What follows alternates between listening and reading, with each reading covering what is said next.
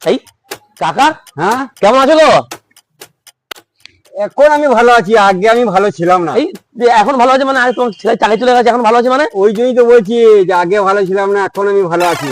কি করে বলতে? ছেলে চাকরি শুনে দে, ছোট থেকে মানুষ করলাম, ছেলেকে বড় করলাম, লেখাপড়া শিখলাম। হ্যাঁ। 10 বিঘে জমি ছিল, 3 লাখ টাকা বিঘে, 30 লাখ টাকা ব্যয়লাম। হ্যাঁ সে টাকা যে কাকে কি করে দিলে, দিয়ে চাকরিটা করে নিলে। হ্যাঁ।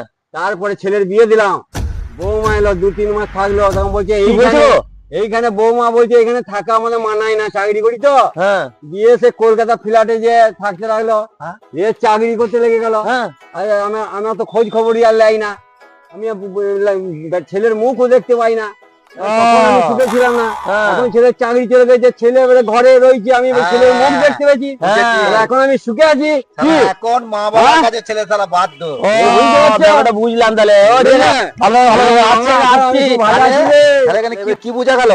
ছেলের চাকরি যাওয়াটাই ভালো হয়েছে, বুড়ো মা বাবার কাছে থাকলো, বুড়ো মা বাবাকে এবার দেখতে হবে, করতে পারে। শোন এবার বইয়ের কথা দেখি, এবারে মজাটা লাগে রে। চলো হ্যাঁ ঠিক আছে, আমরা মনের সুখে গন্ধ করি। যাক।